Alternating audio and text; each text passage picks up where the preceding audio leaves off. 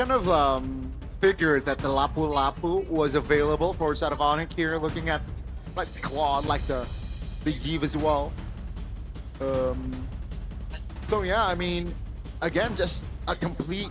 It's a good, solid composition here from the side of Onic. I feel like now TLID are forced to try and get some disengage because otherwise this is tough, man. It's got that or Hylos, right? There's no way. Maybe Hylos, but I feel like even the Hylos is a bit too easy to pick off. There's a ton of crowd control available for Onic right here. But at least no Shred. You know, Yeah. There's no carry, there's no Beatrix, so you can play the Gatot slash the Hylos well enough. Valir. The Valir. Okay. This makes sense though. It does. It does. Oh man. Assassins, no one can really flank all that well.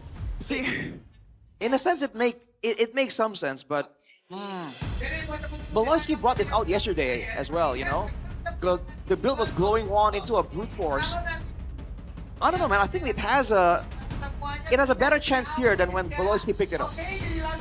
I'm not a fan of that. Theoretically, it works, right? Because you're gonna be in their face, slowing them down. There's a lot of debuffs as well, but it's so one-dimensional. If you get flanked, if you get ganked up from the sides, there's nothing you can do. If they have two avenues to go in, you're cooked. They're going all in like the peel and kite back situation. But again, like you mentioned, Trevin, if they can get a really good flank, Onyx still have avenues. That's where the mind game begins, right? That's where PLID have to watch the sides at all times. Oh, we'll see. Leone is trying to do what Beloyski cannot, which is getting a victory with this Valir roam. And they're up against the mighty Onic. It's a tall task, but they have to do it in the Land of Dawn.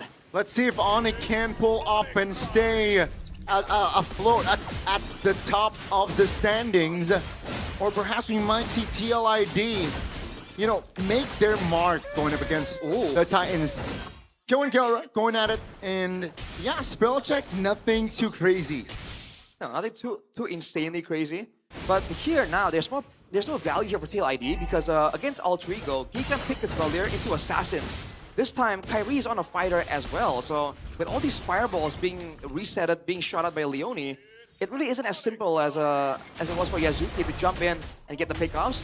But having two mages means the mid lane is a bit more vulnerable to ganks, which is why I think you can see the two laners for TLID are taking it easy in the mid lane. Yeah, but there's still a lot of, you know, danger for Leone as well, and especially I think the last game that they played, Beloyski and Valir, they were up against Lapu Lapu as well, and it was hell for Maloy. As a two-man knock-up here, Kiboy, just trying to give Sans more space. TLID and Onic right now, they're both playing it very carefully as their junglers are having a good time here. Not bothered just yet. You know, with two fighters in the jungle, there's going to be a bit of a farm fest until the neutral objective, which is what I think both teams are building towards. So get your eyes onto the EXP lane. Right about now, actually, when the turtle is spawning, usually teams will try and get a pick off and shut down the laner. Especially for Onic right now, if they can get Aran down to half HP maybe, or get him to stay in the lane later, to be late to the party, that's a big deal because TLID are relying on that shifting skies. Yeah. This is important for TLID to win because if you do not own the map, if you do not secure the bushes first as Valir, it's super hard for you to move around. But Sans being super aggressive has the shifting skies. Yeah, well, it's going to be a 4v4. That's a taunt on towards Keyboy. The damage not come through just yet. Onic now repositions with Kelra. 5! That's going to be a two-man stun. Kevin now in trouble. Isolated in the front now with the sidestep. He's able to get out, but Kelra finds blood. That's going to be Kyrie finding the turtle. TLID moving, stunning Kyrie down. But Iran, not enough damage. Sans finds the kill. It's 2 for 1. No, it's a 2 for 0 rather, as Onic is still able to claim the turtle. This is why I said Valir is always only theoretically good. In this kind of scenario, there's just too much to deal with, and you are a single Valir. You can only target one. It's hard to target multiple members. The fact that Onic were able to split up the fight there onto multiple avenues is what makes it difficult as well. Kelra, immediately jumping towards the backline there, really confused TLID, and you saw them not really sure what exactly they're trying to do there in the back and forth. But initially, though, you saw the potential for the poke, man. Keyboy was super low, but unfortunately, TLID were unable to capitalize on that advantage they were able to get. Talent prediction by GoPay, Papulong and I are on the same page. Don't worry, I'm just trying to hate. It's normal, Shevin. I mean, haters gonna hate. Yeah. I don't think it matters though. Onyx is just too good. Thank you. I'm gonna take a look at the in-game equipment. The first item, golden staff for Freya Arashi. Yeah, just more hits. That's the usual build we see players go for. Later on, we see a bit more variety. Right now for Kevin as well, he's going with the Dreadnought. Understanding that it's not a building-based damage, but boy. Oh my god, Iran. Forced to use the ult just to get back inside. Oh, taunted! That's gonna be an outplay by Crystal. Iran survives. It looked bad for Iran for a second, but the cover-up from the side of TLID was perfect, and now Ludpi isolated as well, taken down. Keyboy. It's just TLID able to recover, able to respond, and suddenly Rishal finds the double. This is the worry that you mentioned earlier, Rashi. The Valentina not on the XP lane. Not tanky enough to actually make the crazy plays happen.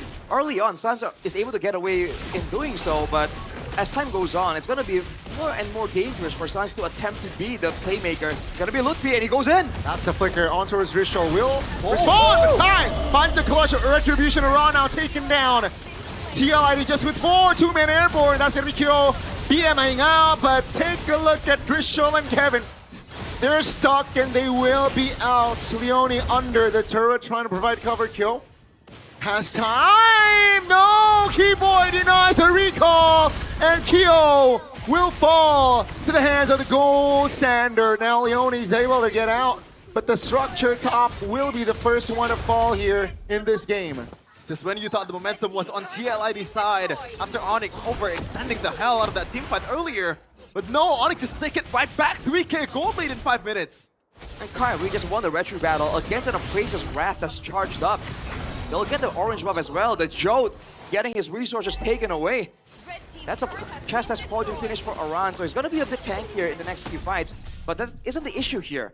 TLID aren't getting out-damaged, they're just getting outmaneuvered. Every single time, Onic are the ones pulling the trigger, making the plays happen, and TLID are always just barely late to the party. And look at this, they're looking for more ways to try and stop Kevin from farming. This is a known win condition against TLID. Yeah, at this point it's just kite, kite, and kite. You have a lot of kiting tools. You know, just punish the overextensions if that actually happens. Only happened once so far for Onic. But we'll see if they're gonna do the same later.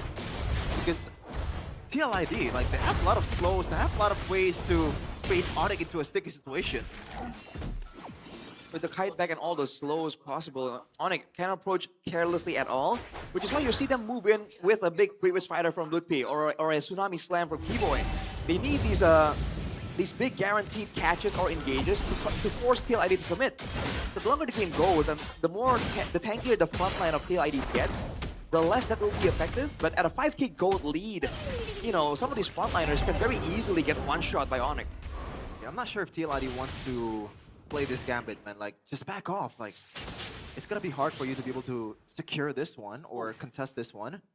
They only still scouting the situation. Kelra and Sans is trying to get a good position here. Sans trying to go for the possible flank. Tsunami Slam still not triggered. Ludpi looks for an angle. That's a taunt. Ludpi finds a previous fighter on towards 3. Oh, Leone very low, and taken down. Kevin now all alone in the front, will not be able to provide damage. Take a look at the shifting blows. Kill taken down. That's a double for Kai. Looking for the triple. He finds it as Kelra. Kai and Kelra combo will find a wipeout here in minute number 7. That's Onic at its prime form. Pure disrespect from Leone and crew. They stayed in that position, in that jungle position, knowing that Ludpi was ready to pounce. I mean, at this point, it doesn't even matter. They can run over. Wow. I just wanna, just like that Sean Deitch meme. Utter woke nonsense. This Valir pick. What? Utter woke nonsense. I see. Well, I mean, again, the idea is there, but right now with this kind of advantage, with again, Onic, TLID had responses. They had big bug control teams to try and kite back. But the thing is, Onic keep making these surprise moments with the flickers to try and surprise them, and particularly Drishel and Kevin, they constantly are just caught off guard, not really ready for the amount of damage or the moment of where Onic actually goes in. Because if Leone times it, right, he can cancel some of these maneuvers with the pushback, but Onyx don't make it very obvious when they're gonna try and go for that moment. Just gotta be very patient for TLID from now on. Unfortunately, just like almost every MPLID match, they're waiting for a mistake. Onic, they're playing it super cleanly right now. Only 3 kills for TLID, and they're gonna be up 10k. In it. There you go, 10k already. Looking like it's going from bad to worse right now for TLID, but the small comfort for them is that at 10k, sure, it's not going to be easy, but they have a Yve and a Claude, and now they're in a base defense situation. I don't think they should be venturing out of the base right now. There's chances for Onyx to cut him off and go for like a wipeout and an end.